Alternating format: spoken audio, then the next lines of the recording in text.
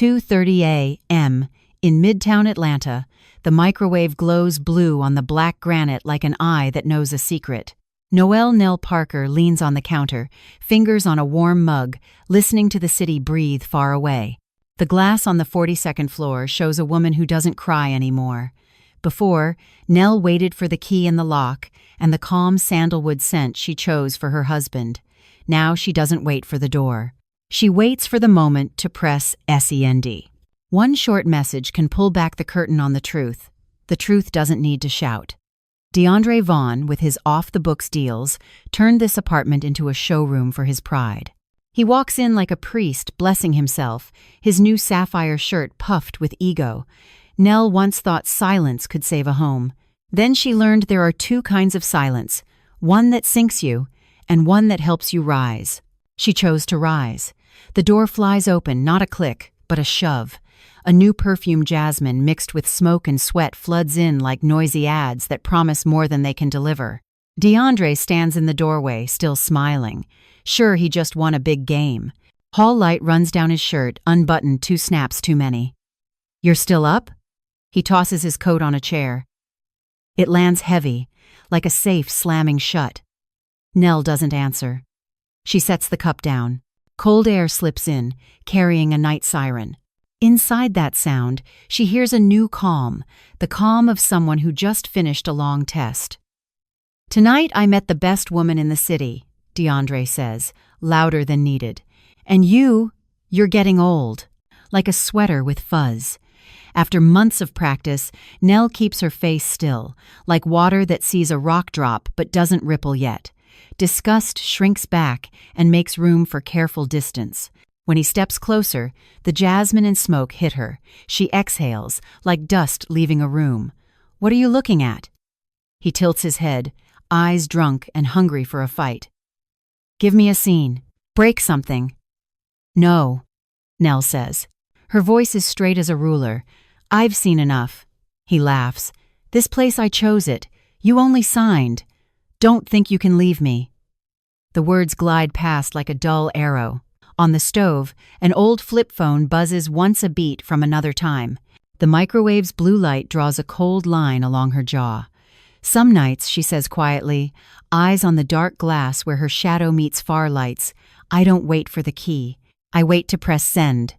She crosses the cool stone floor and opens a drawer. The flip phone snaps open, its thin blue light like a blade. Her thumb taps a set of saved numbers. Xavier Ellis. Nia Ellis. A message with 16 words. By the Chattahoochee River, the water gauge already spoke. Before she sends it, Nell looks out at the city. Atlanta at night looks like a model waiting to be set up right. She remembers Mama Lori trimming roses. Cut at the right spot and the flower doesn't hurt. She presses send. The message goes like a clean cut. In the living room, DeAndre spreads his arms like he's waiting for applause. "Say something. I can't stand this. At least get mad. You want anger? I choose facts." She lifts her mug. "Tomorrow at 9, a call is coming and it isn't for you. I have my life, and this city knows my name. I'm the winner. Where did you win?" She places the question like a stone in its slot. Family betrayal isn't one stab. It's 100 little choices to look away. Family betrayal doesn't need blood. It needs a signature. Family betrayal isn't loud. It's the email with the missing attachment. DeAndre shrugs. "The day after tomorrow, I close Peachtree Reserve. The commission will cover your worries. I stopped worrying for you." Outside, a medical helicopter cuts across the night. She thinks of damp ground and her own backbone standing up. DeAndre steps closer again, slower this time, as if he can feel the floor tilt. "You think your little message makes me pause?" "No," she says. "Their message." "Their who?" She doesn't answer. The display flips to 2:31. He looks at the old phone and sneers. "Antique. Antiques can still cut a rope," Nell says. The window reflects 2 people in one frame, one blooming, one fading. She lifts the curtain, so the breeze brings in the clean smell of fresh laundry and cold coffee, the smell of her own home. DeAndre sighs like a rusty hinge. "Tomorrow I'm calling Damon Whitfield. Well, see who cuts who. Then you'll learn what chain of custody sounds like," Nell says. You think those words scare me? No, she says. They make things clear. She turns off the kitchen light. The microwave's blue shines brighter, drawing a line. DeAndre reaches for a bottle, hand touching cold air. Nell walks to the bedroom. Morning plan. Coffee, navy coat, elevator, 9 o'clock. The night leaves a question at the door. When the phone rings on the other side of the city, who picks up first, the engineer who can read the water level underground, or the man who still thinks nothing can touch him? And when the answer comes, will it smell like cold steel or like a rose cut at the right spot? If this story touched a quiet corner you've kept, drop an ice emoji in the comments and subscribe. The next part arrives with a 9 a.m. call. Dawn slides over East Lake in a thin line of mist. Loretta Mama Lori Parker's small brickyard is still wet. The dark roses bow their heads like they're listening. Noelle Nell Parker stands on the stone path, hands in her light jacket, hearing the city breathe slow. Give me your hand, Mama Lori says. She places steel pruning shears in her daughter's palm. The silver blades catch the pale sky. Try a cut. Nell holds the shears like an answer she hasn't said yet. On the stem, the little joint is round and tight. A green bud waits to open. She hesitates for half a beat. Here. Her mother taps the blades, voice firm. Don't shake. Cut in the right place, and the plant can breathe. Snick. The tip falls. Fresh rose scent opens. See? Mama's eyes smile and stay serious. Cut wrong, the bush wilts. Cut right, roots grow strong. This morning, are you cutting or delaying? Nell looks at the clean cut, then at the lake beyond the fence. The surface is calm, but under it the water moves with discipline, like how she wants to live. Last night she chose strategic silence. This morning she chooses action. Have you ever regretted cutting too much? She asks. Yes, Mama says at once. When I cut to vent anger, but when I cut to save the plant, no. Hot anger once burned Nell's chest for years. In this quiet garden, she only needs a cool blade. Her mother's lesson isn't long. It smells like roses, sounds like shears, and glows with morning mist. DeAndre will say, "I'm overdoing it," Nell says. Then ask him, what house stands firm on sick ground? Mama drops the fallen stem in a basket. People love to say, don't make it a big deal, but roots don't lie. A light breeze pushes the smell of damp soil across the stones. Nell sits on the step and looks at her hands. In her mind is the Chattahoochee mud, the underground water lines, the numbers on the Geotech log Elijah Cross showed her. She doesn't need to throw anything in anyone's face. She needs to place the right piece in the frame. I've decided, she says. 9 o'clock. Mama Lori listens like she's hearing news from the earth. What voice will you use? Audit voice. Few adjectives, enough facts. Breathe before you press, Mama says. Ill breathe. They walk the fence to an old rose base. Its trunk is rough, like a face through many winters. Mama pats the wood and whispers, "Thank you." Nell thinks of the day she'll set her hand on the doorframe of a new home and say thank you not for a miracle, but for discipline. The day your daddy left me. Mama lowers her voice. The neighbor said, "A good woman keeps quiet." I did keep quiet, but it was the wrong kind. I stayed quiet to avoid shame, not to invite justice. That silence cost me 3 years. Don't borrow it. Dry sunlight shows in Mama's eyes. Nell squeezes her mother's hand once, then lets go. I've been quiet enough. They go back to the porch. The teapot sings. On the table, the flip phone lies next to the shears, like 2 tools for the same job.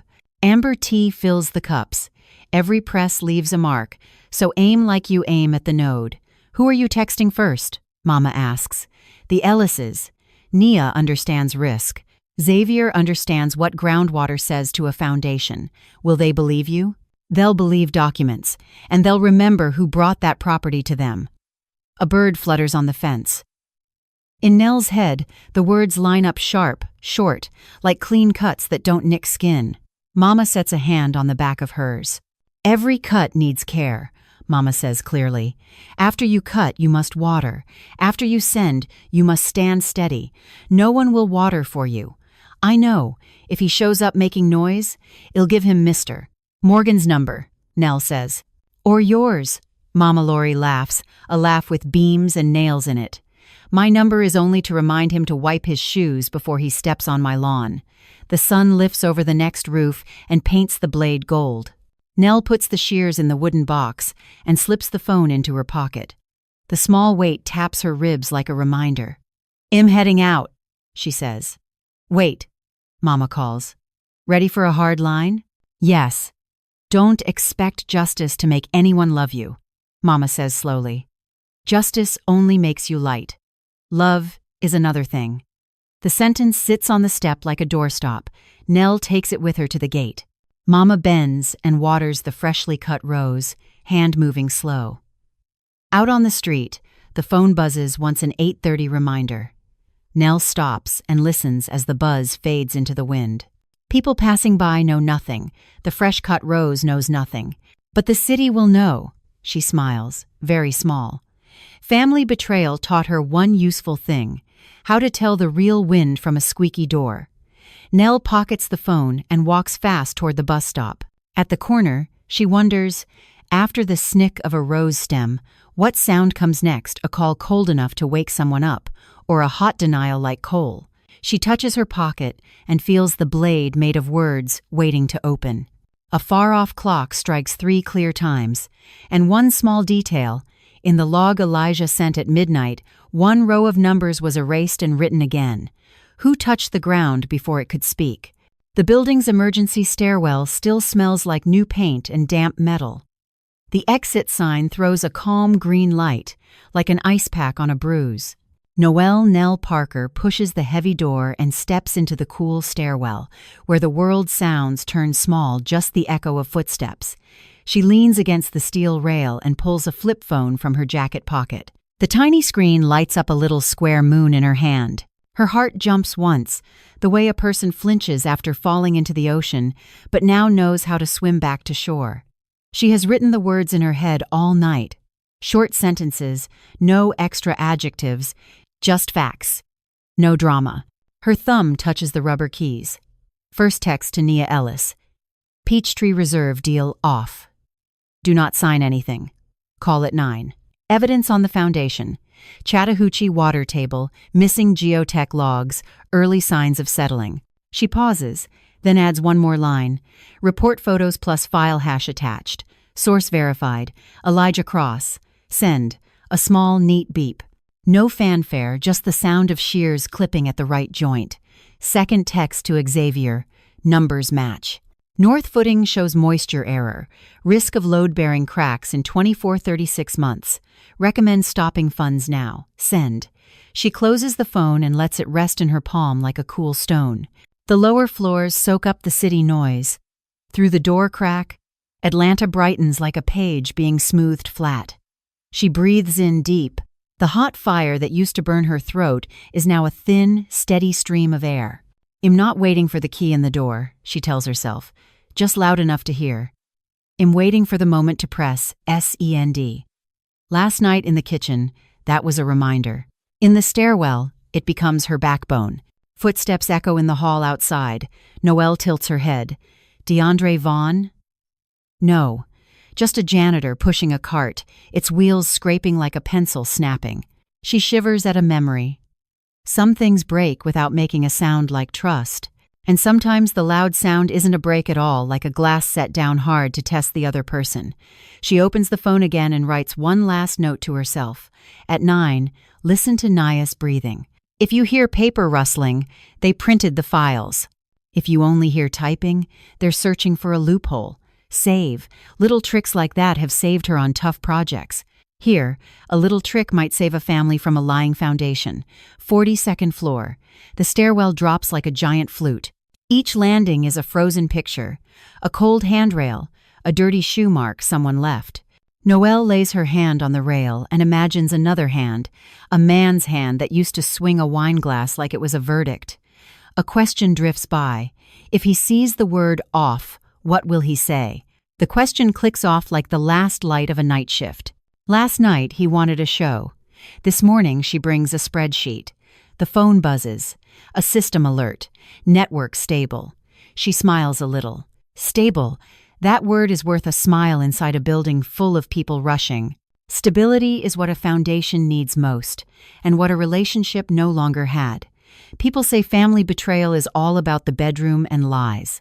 For Nell, it's also about groundwater levels, missing reports, and a signature in the wrong place. An elevator door nearby opens and closes.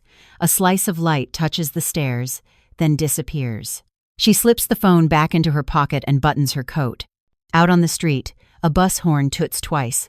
Her watch vibrates once 8:12. 48 minutes to go. She takes a small envelope from her pocket, printed photos of faint water stains on concrete, taken on a rainy afternoon. Elijah Cross had labeled them: capillary action rising, microfracture line, location, grid B7 corner. Those words are like music notes in the right spot. Back at Omni, Noelle used to tell her team, "Good data walks on two legs, logic and empathy." Today, the data walks with her down the stairs. She stops on a landing and listens to her heart. The pruning lesson with her mother is done. Now comes watering. Watering in her new vocabulary means breathe deep, speak slow, keep your voice steady, help the person on the line understand this isn't spite. This is someone setting the right stone in the right slot. Mama Loris' lesson is as steady as the shears, cut in the right place, and the plant can breathe.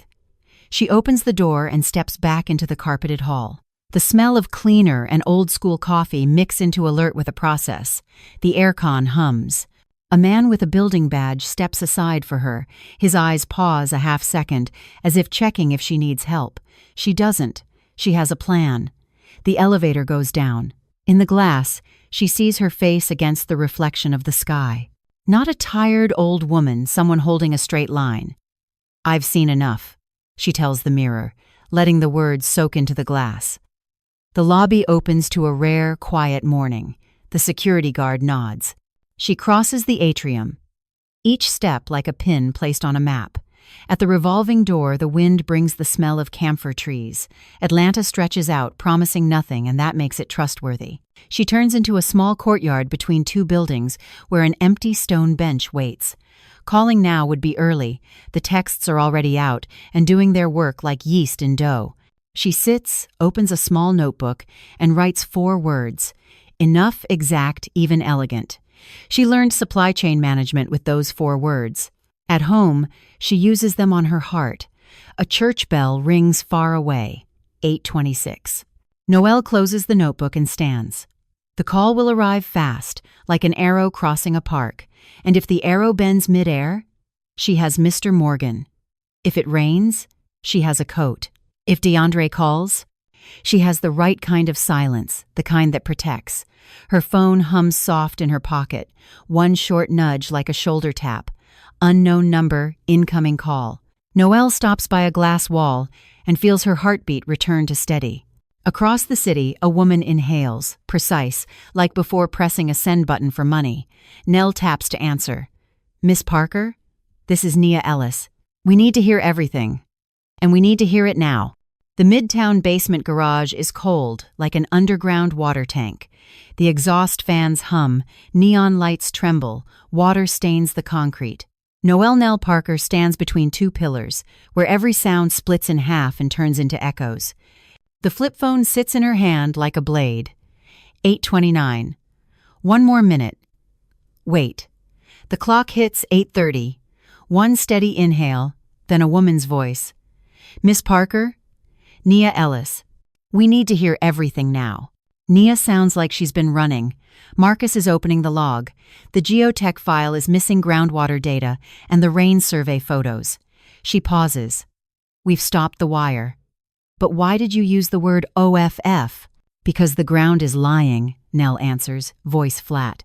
"The photos I sent show capillary moisture along grid B7. Elijah Cross confirmed. Light load-bearing cracks in 12-18 months, heavy in 24-36 if the Chattahoochee stays high like the last 3 years. Knuckles rap on a desk at the other end. Nia exhales. And the broker? DeAndre Vaughn knows, but ignored it, Nell says cleanly. He planned to turn it into a cute discount after closing. A calm, low male voice cuts in. "Xavier Ellis here. The photos are time-stamped to the storm." A microfracture is already at the footing edge. I want two things: file source and hash. Noel Parker using internal source Elijah Cross. File hash is at the end of the second email. Label XCCAB7 archive. She adds, ask the developer for the night shift dewatering logs and the mixer bay cameras, window 1912, 21 to 40. Nia draws a breath. You just pulled us back from a bad decision. I only cut in the right place. Up above, a car roars down a ramp, engine echoing into the open air. And Mr. Vaughn? Nia's tone cools. Hell, call Damon Whitfield, then Damon will forward to legal. Nell checks her watch, 8:35. What matters? You don't sign, don't wire, and don't move your kids into that house. Silence. Then Nia, firm. We won't sign. We'll call Mr. Whitfield right after this. At the same time, in the high-rise apartment, the old flip phone vibrates in a jacket pocket. DeAndre Vaughn grabs it, half awake. Hello? DeAndre? Nia freezes for half a beat, then turns to Steele. Why are you answering Miss Parker's number? At home. He stumbles, then snaps. What's going on? Deal off, Nia says clearly. Don't insult our intelligence, Mr. Vaughn. A beep opens an empty tunnel. DeAndre stares at the screen like it's muddy water, dials another number. Damon? Urgent. Voicemail. Another tunnel. In the garage, the breathing on the line stays steady. Xavier returns.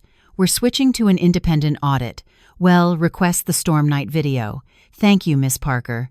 Stay safe, Nell says. If the developer dodges, I'll send photos from column C3. Nia lowers her voice. Are you worried about personal blowback? No. I have a lawyer. Nell looks up at the ceiling camera. This morning I choose justice, not noise. Nia, slowly. I understand. And you should know last week he called me a woman thing. Today, he's learning a new word. Off is easy to learn. Nell closes the phone and lets the garage return to its native voice. Fans. Dripping water. A chain tapping a pillar. 8:42. The puzzle piece slides into place. Upstairs, DeAndre jerks up, throws on a shirt, calls Damon again. Voicemail. He hurls the phone, grabs his jacket, catches his own face in the flip screen, eye bags, dry lip, a crease of fear getting a name. He starts to open the bar cabinet, then stops. What if Noel's numbers are right?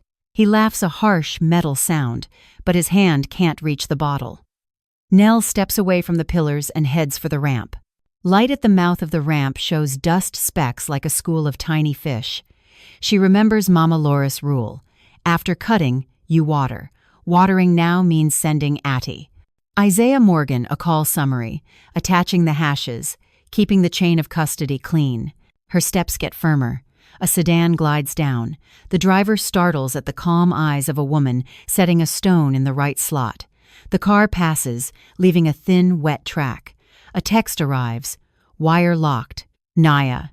Nell nods to herself like a gardener seeing the first bud split. 8:47. She thinks about a phrase people use wrong. Family betrayal. Folks think it lives in the bedroom. Really, it starts when someone disrespects the word safety, turns trust into a fuzzy contract note, then calls doubt a woman thing. She presses her hand to her chest and listens to the beat, the right kind of silence. In the apartment, DeAndre digs for a tie, dials Aaliyah Knight. The ring runs long. When she answers, her voice is thin as a PR blade.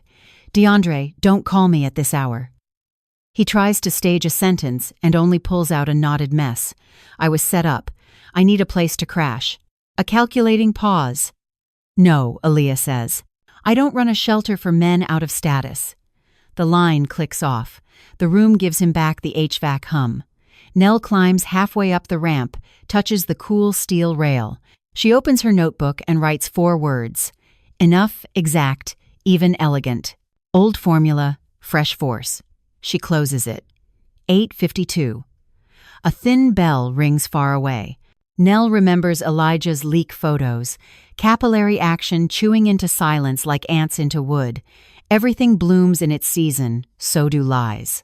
But this morning, Someone pressed the off switch. The phone vibrates, one name flares red. Damon Whitfield. Nell's smile thins like a knife. She looks at the pale glow at the top of the ramp, where the city opens like a safe. Her finger rests on answer. In her head, the line is ready. Chain of custody is in motion. You'll want to hear all of it, she presses. The garage tilts its ear toward a conversation about to change the slope of the day. Peachtree Tower looks like a cold block of glass that keeps refocusing itself. High up, thin clouds slide across the face of the building and leave a gray shine, like ink from a squid. Noelle Nell Parker stands on the veined stone floor of the lobby and watches the elevator numbers crawl. The flip phone rests in her palm like a small, thinking weight. In front of her is a frosted glass door that says, Executive Operations. When Damon Whitfield lights up on the screen, Nell breathes in and lets the air conditioner hum become her steady breath. Mr. Whitfield, she says, voice straight as a steel ruler. This is Noelle Parker. Please hear the full picture. The Geotech logs are missing groundwater data. The foundation photos show capillary action. The file hashes are moving inside a closed loop, and the chain of custody is live. 2 seconds of silence on the line, the kind used to measure risk. Miss Parker, Damon says, voice flat like a clear tabletop. I'm looking at the files. Source confirmed by Elijah Cross? Yes.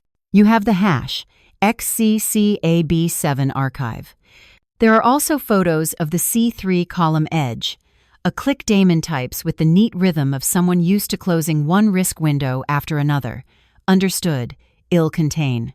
You know what that means. I do, Nell says. And I also know who pushed the file forward without checking the water table. Don't say the name, Damon cuts in. Names will speak for themselves. He shifts to an internal tone. IT. Lock Vaughn's account now. Collect the laptop. Kill the badge. Compliance. Open a new matter ID. Tag it Geotech Risk Client Safety. Legal on standby. Nell hears the data doors sliding down like steel shutters. A thin blank space passes where DeAndre used to stand. Only an outline remains. Damon comes back on the line. Anything else you want to add? Just one thing, Nell says. Tomorrow, no one should put children in a house built on a lying foundation. Before tomorrow, Damon answers. Right now. For a moment, she sees DeAndre's reflection in memory, a man who believed a business card was armor. Somewhere else in the tower, at the same second Damon says right now, the account lock chime sounds, soft as a safe door closing. DeAndre Vaughn bursts into the glass office, breathing hard, like someone running from a chase where he is the one chasing himself. Damon, let me explain. No, Damon says without looking up.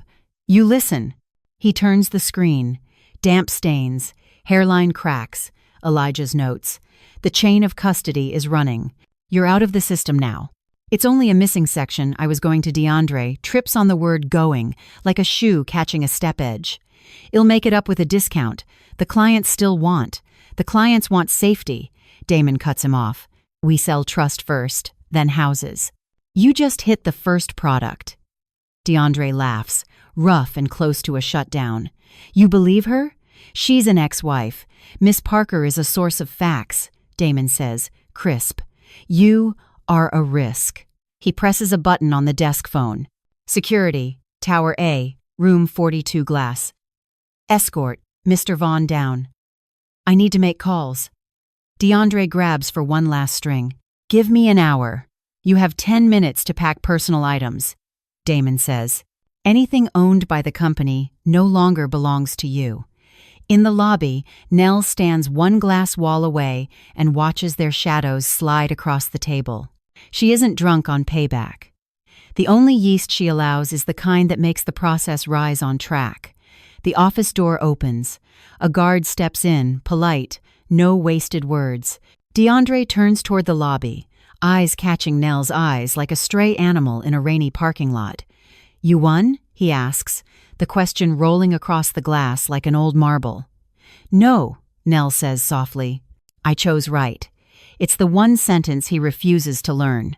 The guard tilts his head. Damon nods. DeAndre steps out and walks past Nell. His perfume from last night hangs thin now, like a flyer falling late. For the first time, he doesn't hold his head high. The elevator doors close behind him. Damon comes into the lobby, eyes not warm or cold, just exact. "Thank you for the early warning," he says. "Legal will contact your clients." "They're not mine," Nell corrects, gentle. "They're buyers who deserve to be whole." Damon nods, almost smiling at a sentence placed just right. "Good. And because you picked the right word, it'll be plain. If anyone asks, you were never here this morning." "I was never here," Nell repeats, like a one-time password. "And likewise," Damon says. I never heard him say cute discount. He turns away and leaves one more line, like a pushpin in a map. Sometimes cutting your losses is the only way to save the ship. When Nell steps onto a side balcony, the city below looks like a lit control panel. Her phone buzzes. A new email pops up, long, tidy subject line. From Miss Patrice Lawson, Bank Legal. The preview shows the first line right away. "Dear co-borrower DeAndre Vaughn, we have received the mortgage restructuring file and the asset division request submitted by co-borrower Noel Parker. Please appear within 3 business days." Cold, exact, not dramatic. A breeze curls through the hallway and lifts the edge of her coat. The matter is leaving her hands like a train sliding onto the right track. She thinks of the roses at East Lake, her mother watering the roots, maybe scolding a sparrow for kicking soil. Small chores keep the big heart steady. An elevator dings behind her. The guard returns and gives her a polite nod. Far off, DeAndre is being led toward building security collar still sapphire, but the shine won't stick. He tries to fish a look in her direction, like someone trying to scoop their reflection from a dirty pane. No one reaches in. Nell opens the email, reads it all, and forwards it to Addie, Isaiah Morgan, with 2 photo files. She types a note in the message box. "Everything is by the book. I ask for nothing more than peace." She hits send and realizes she's smiling, a very thin smile, the kind you use to close a door without making a draft. Peachtree Tower keeps sliding clouds across its glass. Somewhere in these floors, spreadsheets will balance themselves. Somewhere else, a name is being removed from a team folder. Outside, the street to Peachtree Center waits for her steps, windowless conference rooms. Dry words that are fair. Some will call this the end of a love story. She calls it the end of a bad equation. Because family betrayal isn't only a crime against the heart, it's a crime against the foundation. If you're still here, hearing a ding close behind one person and open in front of another, drop a below and follow along, because over at Peachtree Center, Justice is about to read every line in a quiet voice that can't be argued with. Peachtree Center is bright like a lightbox. The gray carpeted halls hold footsteps small as faraway rain.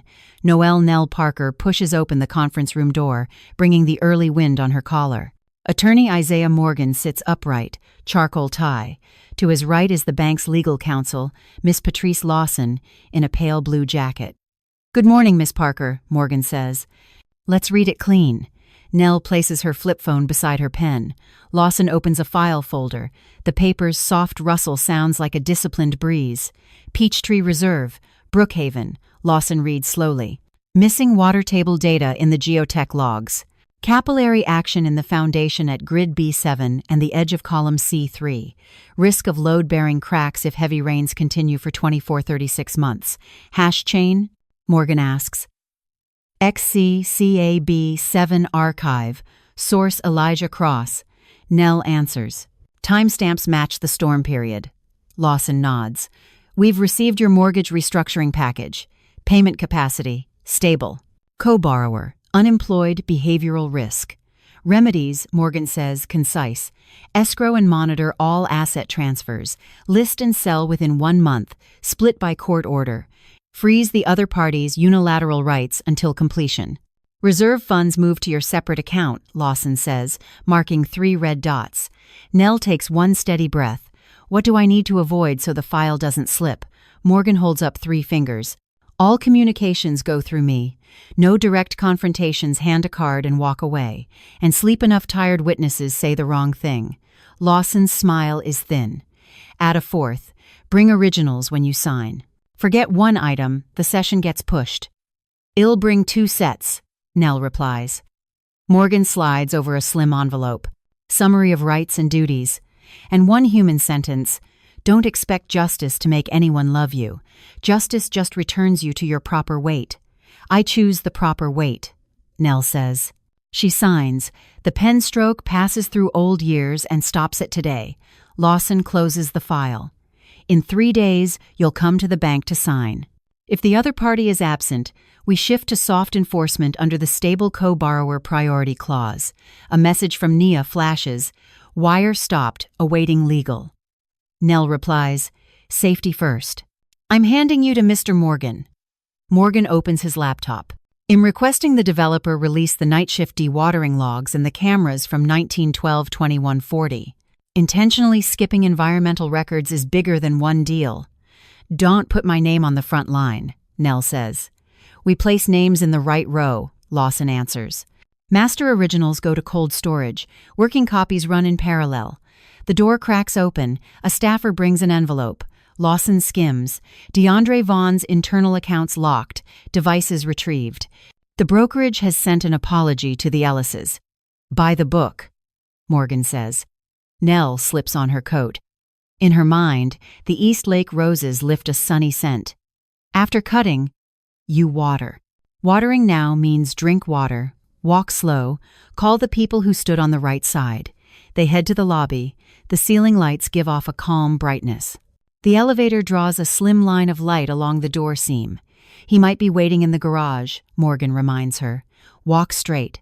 I'm right behind you. Are you afraid? Nell asks. No. I have a profession, he says, then adds, and a reason. The elevator reflects 3 faces. The one who keeps the law, the one who keeps the money, the one who keeps the backbone. The doors open. Coffee from the kiosk touches the tongue of the air. So ordinary, it's almost funny, and therefore safe. They turn into the signing room. The wall clock moves unhurried. Lawson points. Sign here. Read. Understood. Agree to procedure. Nell signs. The stamp lands with a small thunk, the kind of sound the world uses to change direction. A new email. Receipt of file and appointment notice. Numbered items. A date 3 days out. A note to bring 2 original IDs. Nell forwards it to Morgan. Everything by the book. They step onto the front steps. Wind slides through a row of potted palms, tugging her hem. A car glides past, window half down. A woman's voice, smooth and cold. DeAndre? Where are you? Not Aaliyah, not a regular client. The backlit glass sweeps by like a thin knife, and the car moves on. Strange, Morgan says. People from breaking stories often show up before the ink dries. The ink's already dry, Nell answers. All that's left is reading. Building security steps into the courtyard, scans the area, gives a small nod, no threat. Nell loosens her shoulders like she's set a crate down. On the horizon, the clouds lift a strip of blue. She calls Mama Lori. I'm done. The plant will breathe. Come home for lunch, her mother says. I've got chicken and beans in the pot. Yes. She hangs up and touches the envelope's edge. That small weight is a specific kind of peace. A thought passes. Family betrayal doesn't just break a night, it tilts a foundation. But when you reset the first brick, a house relearns how to stand. Nell cuts through Peachtree Mall, planning to buy 2 waters and a soft roll. Her phone flashes an unknown number. She lets it ring the full cycle, testing whether the old habit still wants to crowd her new breath. Far off, a billboard flips champagne paint on a car fresh off the frame. Somewhere across the city, someone is swapping scripts fast. She walks slow through the light, and maybe the next call won't ask how she is, it will bargain with what's already gone. Afternoon slides over Old Fourth Ward like a thin glass cover on something fancy. Aaliyah Knight's loft hangs over an old warehouse with floor-to-ceiling windows and smoky sheer curtains. Inside, forget-me-nots in a glass vase, a gray shag rug like low clouds. Aaliyah sits at the bar counter, silk robe on, drawing the last line of eyeliner in the mirror. She taps her phone. Video meeting at 10, mood board review at 11, photo shoot at 1. Everything clicks. Don't let it get on your hands, she reminds herself. Her phone buzzes. A text pops up. I was set up. I need a place to stay tonight. Under it is an old photo, his shoulder under bar lights, the watch she once showed off. She swipes left. The photo disappears. She calls no speaker, talk fast. Deandra's voice is dry. Damon cut me. The bank is involved. Give me a week at your place, just 1 week. Then I'll reset my life. Reset? Aaliyah pulls the curtain and looks at the red brick street. You're not a Canva layout. I'll bring money, he adds, like he remembers an old ad. I still have connections. Your connections, she says, are the flu, a beat. Have you read Noel Parker's messages yet? He hisses, shares a walking spreadsheet. You're the one who understands me. Aaliyah chuckles. I understand my own rules. Rule 1. My place isn't a shelter for men who just lost their key card. She taps her glass with a nail. Rule 2.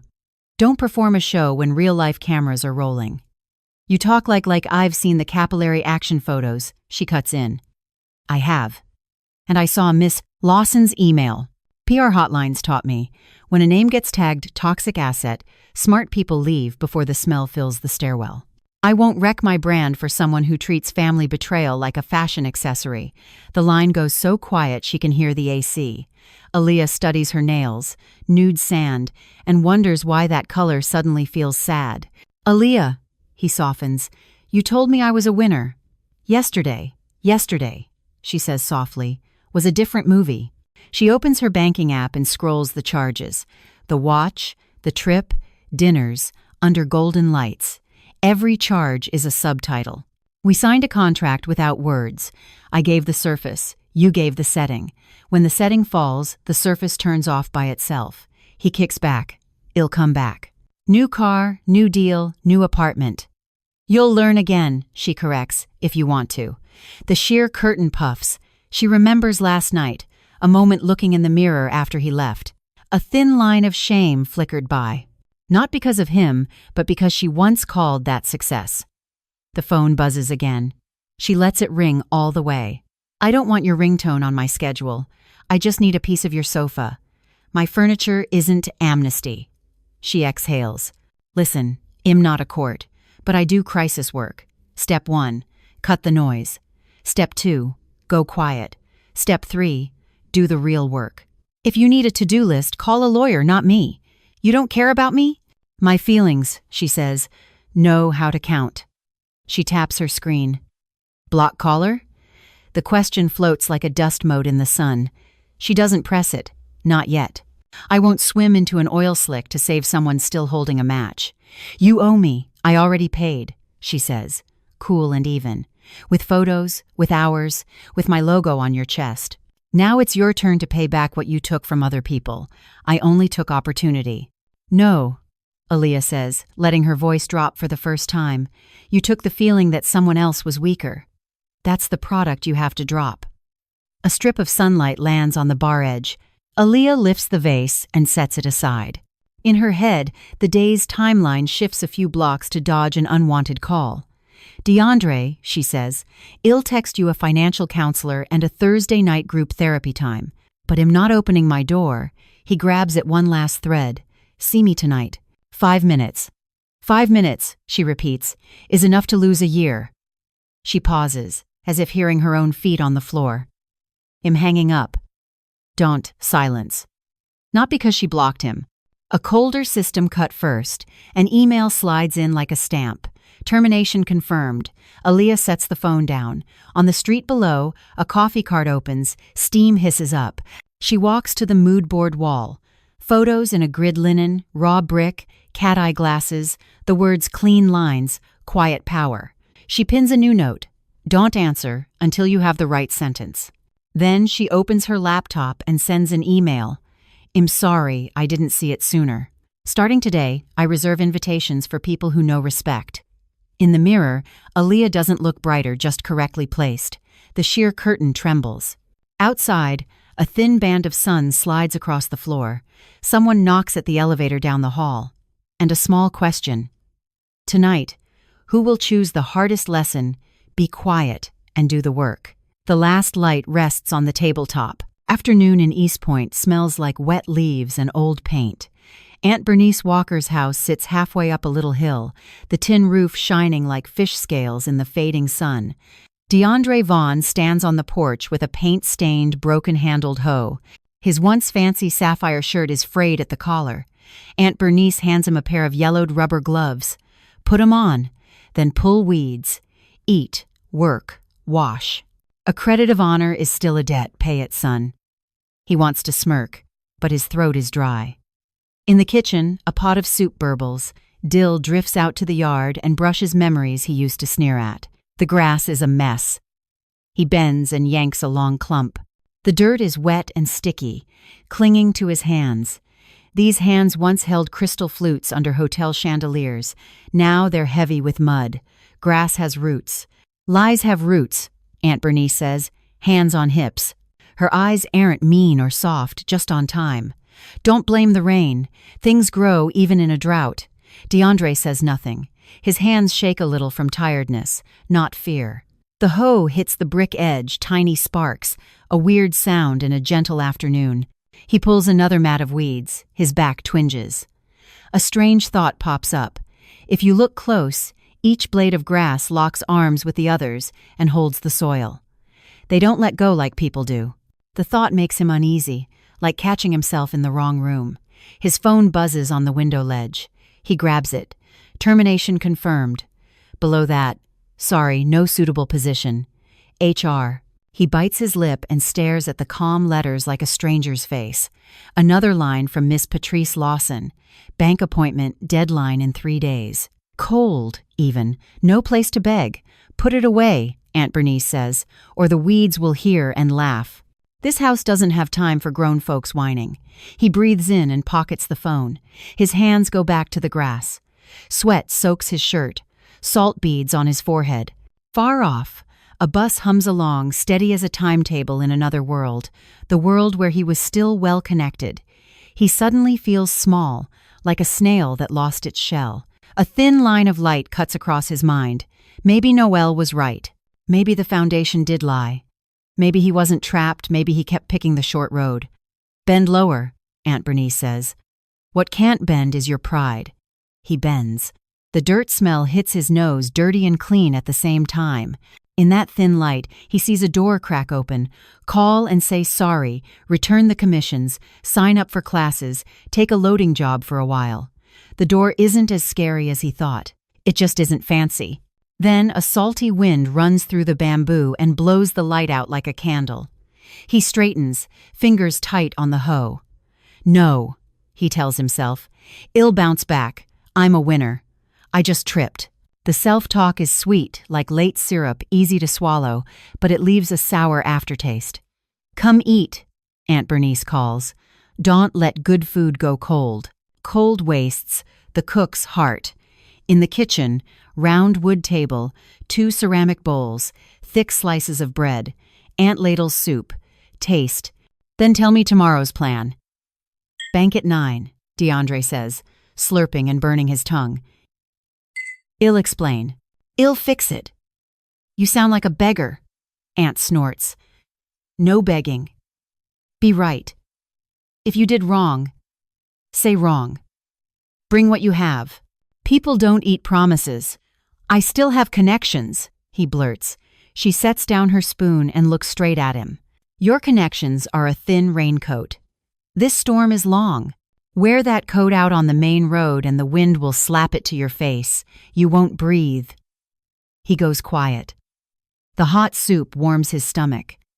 Aunt pinches a little salt, drops it in, stirs. I don't hate you, DeAndre. I hate the way you thought you were better because your shoes stayed clean. Now they're dirty. Good. You know the smell of earth. Dirt teaches more than a watch. After dinner, he washes dishes. Water runs steady over the grease. Soap bubbles hug a thin oil streak and slide down the drain like a small news alert disappearing from a screen. In the corner, an old radio plays jazz. A sax calls softly, like someone inviting him to the porch for an honest talk. But he chases another thought. Aaliyah. He opens the half-typed text. Send? The screen asks. He hesitates. A thin, tough strip of pride holds his thumb back. He deletes it. Not because he's wise. Because he isn't ready for another no. Aunt Bernice comes in from the back door, hands smelling like lime leaves. Sleep on the fold-out tonight. 5 a.m. Water the plants. 6. Market run. 8. If you want, I'll take you to my friend's warehouse. They need a stalker. Paid weekly. No questions about your past. He nods, realizing he's just signed a paperless deal. Thank you, Auntie. Don't thank me, she says, softer. Do it right, then thank me. Night comes early in East Point. Damp air clings to the curtains. He lies on the old cot and listens to the bugs. The ceiling fan spins like a tiny hand measuring the day. He stretches a hand up and sees hairline cracks in one corner, oddly like the foundation photo in the email. Every ceiling ages, he jokes to himself, but the laugh dies halfway. Right then, his phone buzzes one ring, then silence. Unknown number. A text follows. Tomorrow 9 a.m., Peachtree Center conference room, final confirmation. Morgan, not meant for him. Forwarded by mistake from a thread where Noelle's old contact still lingered, or a quiet trick by fate, he sits up. He pictures Noelle stepping out of a new building in a navy coat, face calm like someone carrying a bouquet not yet in a vase. He wants to meet her at the door, to catch even a flicker of pity. He knows that's the hunger of a man who's losing. In Midtown at that very hour, Noelle stands by a glass lobby. Coworkers greet her with a nod. She doesn't know the stray text flew past Aunt Bernice's house like a moth hitting a porch light. She only knows the night air is clean, and tomorrow a final signature will steady a house inside her.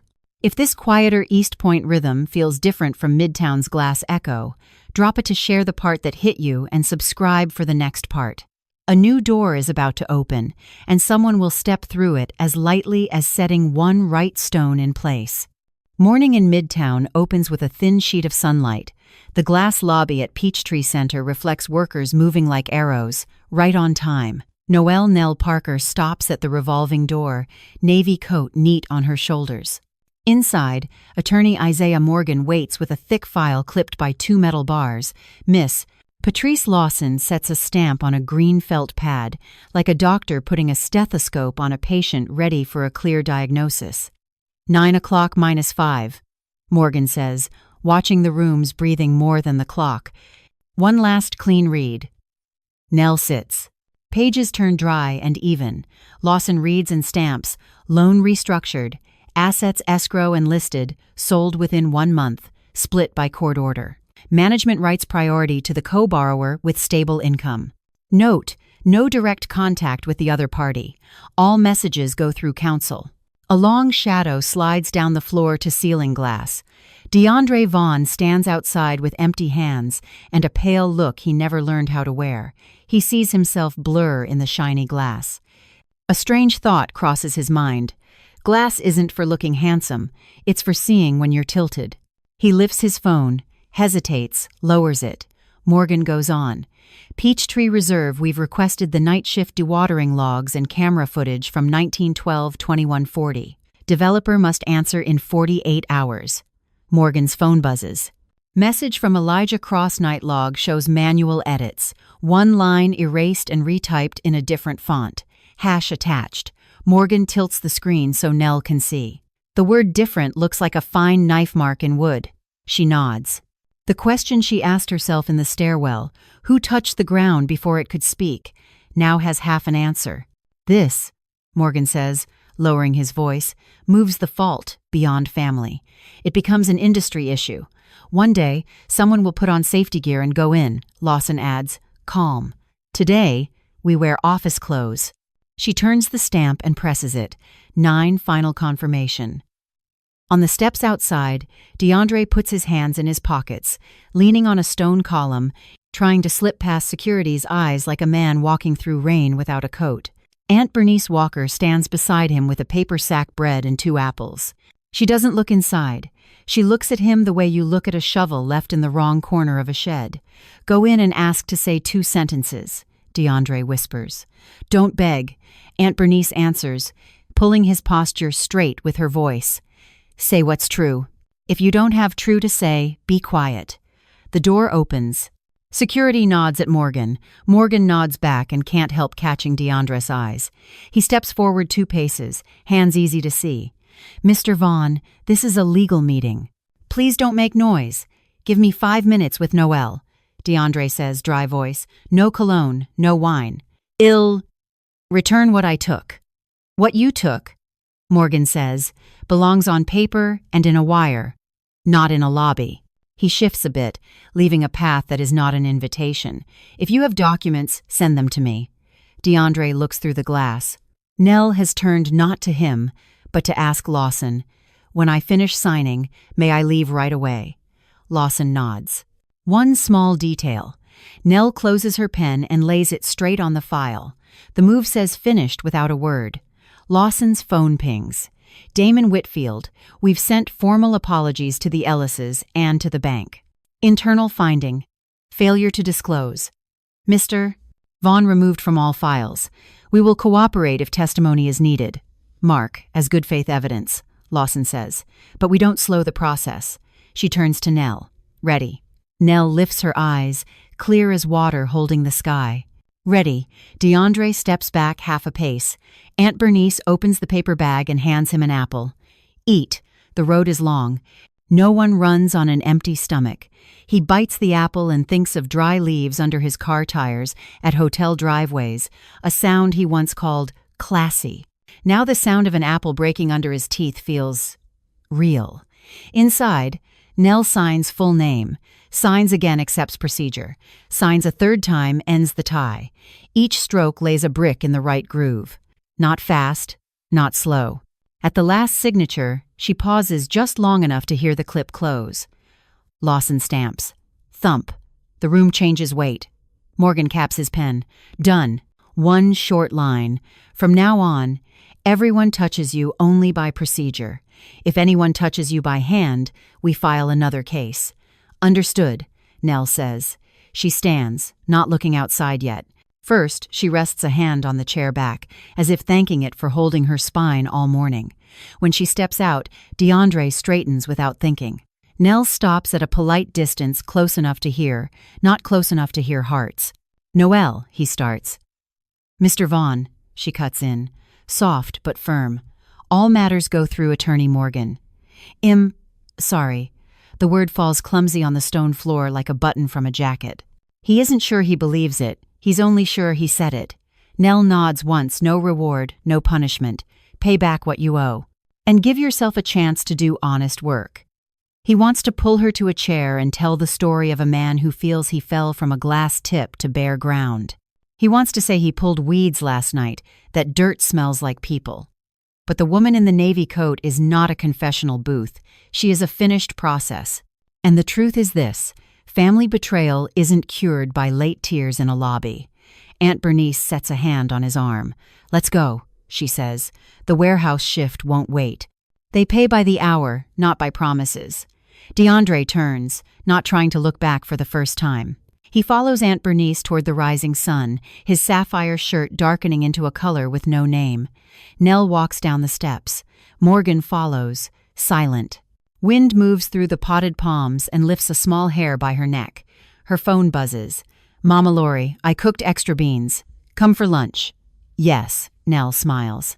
The world tilts 1 clean degree, just enough to see a patch of blue higher than the glass roofs. The revolving door spins again. Above, a helicopter cuts across and leaves a white line like a dash. A small notice drops into the inbox. Dewatering logs, backed up and handed to internal investigators. Technical doors open along their own tunnels. In front of Nell are plain sidewalks, coffee smell, people calling each other by first names. She texts Nia Ellis, done. When it's convenient, coffee on me, 1 cup for a foundation that told the truth. Send. She breathes in, very light. There is no applause for this lesson, only a house inside her returning to a normal, steady breath. At the end of the block, the bus stops and its doors fold open. Nell thinks of her mother's rule: after cutting, you water. At noon, she will water.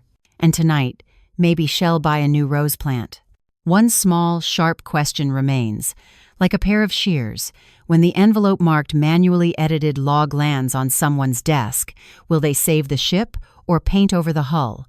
That answer waits for tomorrow, when the short speakers start knocking.